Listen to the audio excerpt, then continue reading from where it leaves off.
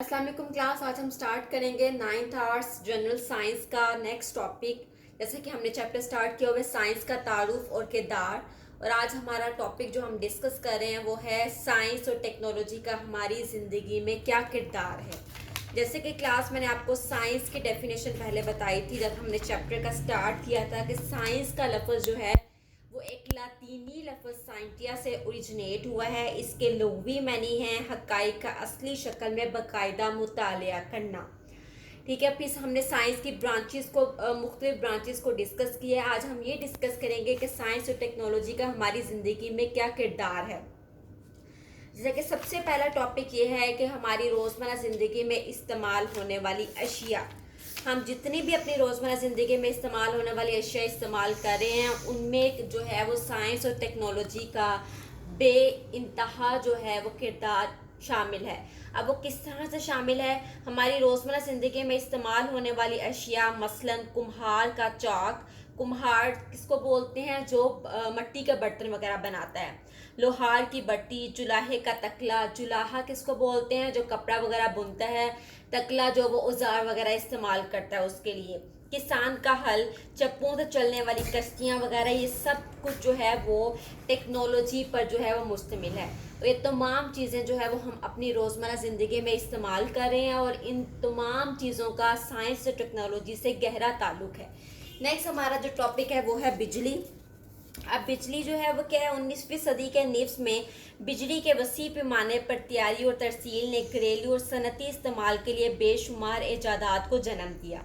अब बिजली क्या करती है? बिजली ना सिर्फ हमें रोशनी मुहैया करती है बल्कि हमारे घरों और कारखानों में हज़ारों मुख्तलिफ मशीनें जो हैं वो इसी पर चलती हैं। अब अगर बिजली नहीं होगी तो वो तमाम मशीनें जो हैं वो चल नहीं सकती। बिजली ना सिर्फ हमें रोशनी प्रोवाइड करती है बल्कि उन तमाम मशीनों को चलाने की भी जिम्मेदार है।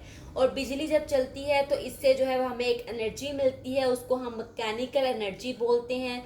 इलेक्ट्रिकल एनर्जी इससे हमें मिलती है, तो इससे जो है वो हम मुख्तलिफ़ किस्म की एनर्जी जो है वो आगे नेक्स्ट जो है वो प्रोड्यूस कर सकते हैं। नेक्स्ट जो है वो हमारा थर्ड पॉइंट है मवासलाती निज़ाम। मौजूदा सदी में होने वाली मुख्तलिफ दरियाफ्तों ने मवासलाती निज़ाम में लाजवाब तरक्की की है। अब मवासलाती निज़ाम में क्या क्या चीज़ें आ जाएंगी? हमारा वायरलेस आ जाएगा, हमारा टेलीफोन आ जाएगा, रेडियो, टेलीविज़न, कंप्यूटर, इन तमाम ने दुनिया भर के निज़ाम को एक ही लड़ी में परोस दिया है। अब अगर देखा जाए तो टेलीफोन, रेडियो, ये तमाम चीज़ें, वायरलेस वगैरह, ये तमाम चीज़ें जो हैं वो ऐसी हैं जिन्होंने तमाम दुनिया के मुख्तलिफ हिस्सों में रहने वाले लोगों को आपस में कनेक्ट कर दिया है। हम घर बैठे जो हैं वो अपने फ़ॉरेन कंट्रीज़ में रहने वाले जितने भी हमारे रिलेटिव्स हैं, हम जो है वो टेलीफोन्स के ज़रिए जो है वो उनसे बातचीत कर सकते हैं। सो मवासलाती निज़ाम ने हमारी पूरी दुनिया को जो है वो एक ही लड़ी में जो है वो परो दिया है। नेक्स्ट जो है वो हमारा टॉपिक है कंप्यूटर। कंप्यूटर का हमारी साइंस और टेक्नोलॉजी में क्या किरदार है? आज का दौर जो है वो आजकल का जो भी दौर है हम चल रहा है उसमें हम कंप्यूटर को जो है वो बे इंतहा इस्तेमाल करते हैं। जदीद दौर की ये एक अहम ईजाद है जिसने ज़िंदगी के हर शोबे में जो है वो इनकलाब बर्पा कर दिया है। कंप्यूटर के ज़रिए जो है वो हम अपने रोज़मर्रा ज़िंदगी में बहुत सारे काम जो है वो सर अंजाम दे रहे हैं। कंप्यूटर के ज़रिए जो है वो हम पैगाम रसानी करने के लिए जो है वो ईमेल जो है वो इस्तेमाल कर रहे हैं। इसके ज़रिए जो है वो हम अपने पैगाम को एक जगह से दूसरे जगह भेज सकते हैं। इसके अलावा हम ईमेल के ज़रिए अपनी तस्वीर को भी एक जगह से दूसरी जगह आसानी से भेज सकते हैं। उसके बाद कंप्यूटर की मदद से हम घर बैठे जो है वो गैर मुल्की मालूमात हासिल कर सकते हैं। मगर अगर हम लोग यहाँ पे हैं और फ़ॉरेन कंट्रीज़ के बारे में हमें कोई मालूमात हासिल करनी है तो वो हम कंप्यूटर के ज़रिए जो है वो आसानी से मालूमात को हासिल कर सकते हैं। सो नीज़ कंप्यूटर ने हमारी ज़िंदगी में बहुत ज़्यादा इनकलाब बर्पा कर दी है। इसके अलावा कंप्यूटर के बेइंतहा फ़ायदे हैं। उसमें कंप्यूटर जो है वो कंप्यूटर में हम हर किस्म का रिकॉर्ड रख सकते हैं और बाद में सही तरीके से इसे जो है वो हम जो है वो इसके बारे में मालूमात हासिल कर सकते हैं। जितनी भी हमने मालूमात इसमें रिकॉर्ड की हैं तो वो हम ज़रूरत पड़ने पर वो मालूमात जो है वो उस कंप्यूटर से जो है वो हासिल कर सकते हैं। उसके बाद नेक्स्ट है मेडिकल के शोबे में जान बचाने वाली अद्वियात। इसका मतलब ये कि है कि मेडिकल के शोबे में हम बहुत ज़्यादा जो है वो मेडिसिन को इस्तेमाल करें। जितनी भी हम मेडिसिन इस्तेमाल करें वो साइंस और टेक्नोलॉजी पर बेस करती हैं, क्योंकि हर रोज़ जो है वो मुख्तलिफ़ किस्म की अद्वियात जो हैं वो इन्वेंट दरियाफ्त हो रही होती हैं और हम इनसे जो है बहुत ज़्यादा फ़ायदा हासिल कर रहे हैं। सो इन तमाम चीज़ों का हमारी साइंस और टेक्नोलॉजी में बहुत ज़्यादा अहम किरदार है। उसके अलावा एक टॉपिक हमारा यहाँ पे रह गया है कि ज़राअत में जो है वो किस तरह जो है साइंस और टेक्नोलॉजी का अहम किरदार है। ज़राअत में जो है वो हम ज़्यादा पैदावार देने वाले बीज, जरासीम कश अद्वियात, कीमियाई खादें, ज़री मशीनें, सनत में इनकलाब लाने वाली खुदकार मैकेनिकल और इलेक्ट्रिक मशीनें वगैरह इस्तेमाल कर रहे हैं। पहले ज़माने में ज़राअत में ये तमाम चीज़ें इस्तेमाल नहीं होती थी, लोग अपने पुराने जो है तरीके इस्तेमाल करते थे। लेकिन आजकल जो है वो ज़राअत में जो है वो नित नए जो है वो तरीके जो हैं दरियाफ्त किए जा रहे हैं। इसमें जो है वो जरासीम कश अद्वियात जो है वो इस्तेमाल की जा रही हैं ताकि जो है वो फसलों को जो है वो बेहतर से बेहतर जो है वो जो है काश्त किया जा सके।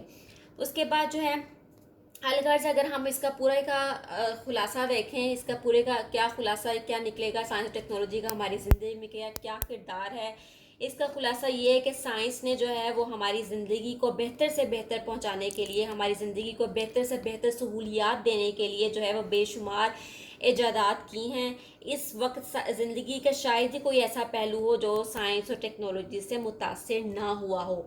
मतलब साइंस ने जो है वो हमारी ज़िंदगी के हर शोबे में अहम किरदार अदा किया है। नेक्स्ट हमारा टॉपिक है मौजूदा साइंस की हदूद, that is limitations of current science. कि साइंस की जो है वो हदूद क्या है, हमारी जो मौजूदा साइंस है उसकी क्या हद क्या है, उसकी क्या लिमिट है। सबसे पहले हमारा पॉइंट है वसी तर। अब हम इसको डिस्कस करते हैं। वसी तर से क्या मुराद है? जदीद दौर में साइंस की हदूद वसी तर होती जा रही है। अब अगर हम अपनी मौजूदा ज़िंदगी का और जो हमारी प्रीवियस जो हमारी लाइफ है अगर हम उसको कंपैरिजन करें तो हमारी जो मौजूदा ज़िंदगी है वो जो है वसी तर जो है वो होती चली जा रही है। गुज़िश्ता निफ सदी में साइंस और टेक्नोलॉजी ने बर्क रफ्तार तरक्की की है। जो है हर रोज़ जो है नित नई ईजादात हो रही हैं।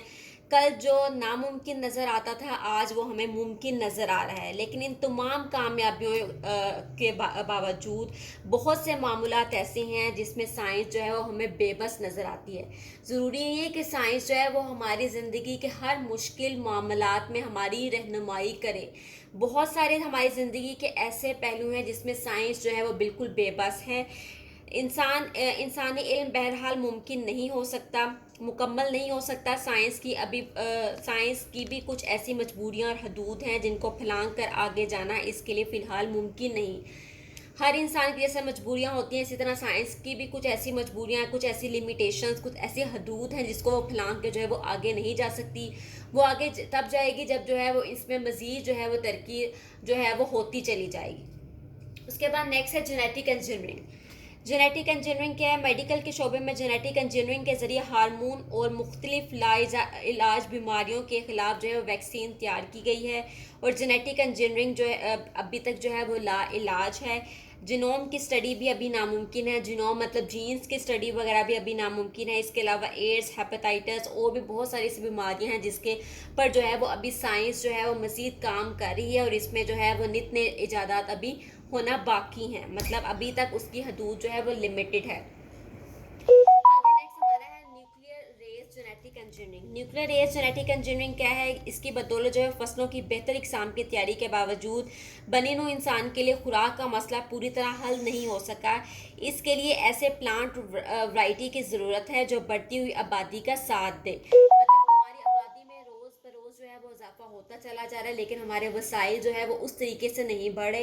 सो साइंस जो है वो अभी इस पर जो है वो अपनी कोशिशें जारी हैं साइंस की कि वो नित नए जो है वो तरीके ऐसे ईजाद करे कि जिससे जो है हमारी ज़िंदगी के वसाइल जो हैं वो पूरे हो सकें। उसके बाद नेक्स्ट है खलाई तहकीकात। खलाई तहकीकात की कोई हद नहीं। चांद की तस्कीर अभी जो है वो पहला मरहला है। इसके बाद जो है वो इंसान जो है मुख्तलिफ सियारों की तरफ जो है वो रवां दवा है। लेकिन अभी जो है वो इसकी तस्कीर अभी इस तक पहुंचना जो है वो इंसान के लिए जो है वो अभी मुश्किल है। लेकिन इंसान की कोशिशें जो हैं वो जारी और सारी हैं। उसके बाद नेक्स्ट है एनर्जी की तलब।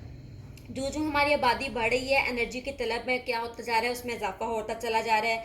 ज़मीन के सीने में छुपे हुए सदियों पुराने ज़राए ख़त्म हो रहे हैं, लेकिन अभी तक इसी रफ्तार से मुतबादिल ज़राए दरियाफ्त नहीं किए जा सके कि हम जो भी वसाइल इस्तेमाल करते जा रहे हैं वो ख़त्म होते जा रहे हैं, लेकिन अभी नए वसाइल जो हैं वो उस तरह से जो है वो इन्वेंट नहीं हो रहे जिस तरह के हम लोग अपने वसाइल को इस्तेमाल करते जा रहे हैं।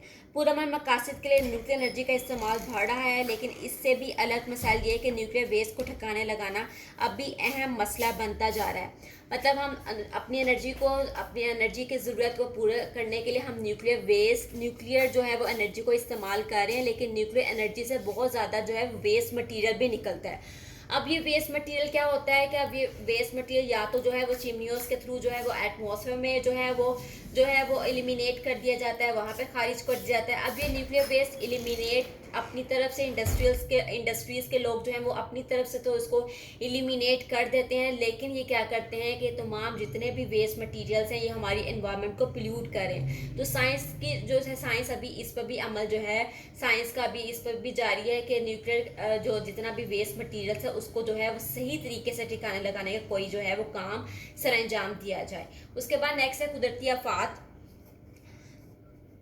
तमाम तर तहकीकात तरक्की के बावजूद कई कुदरती आफात पर कंट्रोल हासिल नहीं किया जा सका। मसलन जंजलों की तबाहकारियाँ इसी तरह हैं। वक्त से पहले इनके मुतलिक आगाही और मुनासिब एहतियाती तदाबीर भी साइंसदान इसमें कामयाब नहीं हो सके। इसी तरह दीगर कुदरती आफात का मुकाबला करने में भी इंसान बेबस है। अभी जो है वो जितने भी ये कुदरती आफात वगैरह हैं इस पर जो है वो साइंस जो है वो इस पर जो है वो अपना काम करे, लेकिन अभी इस पर जो है वो किसी भी किस्म का जो है वो एक ऐसा जो है वो लाहे अमल नहीं ढूंढा गया जिसके ज़रिए जो है वो इन कुदरती आफात के ज़रिए जितनी भी तबाहकारियाँ वगैरह हो रही हैं उनसे जो है वो निपटने का कोई जो है वो सोल्यूशन जो है वो प्रिपेयर किया जा सके।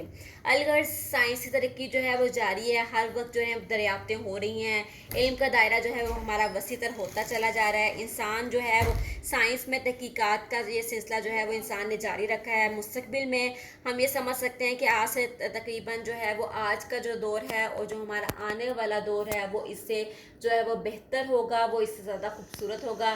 साइंस की बदौलत जो है वो हम रोज़ बरोज़ जो है वो नित नई चीज़ों को दरियाफ्त कर रहे हैं, और ये जो चीज़ें हम दरियाफ्त कर रहे हैं वो इंसान की ज़िंदगी में बहुत ज़्यादा इनकलाब बर्पा कर रही हैं। होप सो क्लास आपको लेक्चर की समझ आई होगी। इसमें हमने साइंस और टेक्नोलॉजी का हमारी ज़िंदगी में क्या किरदार है और हमारी साइंस की हदूद जो है वो कहाँ तक है, हम इससे जो है वो किस तरह जो है वो आगे इसको पहुँचा सकते हैं, इसमें क्या क्या जो है वो मज़ीद इन्वेंशन करने की ज़रूरत है, ये अभी हमने इस लेक्चर में डिस्कस किया है।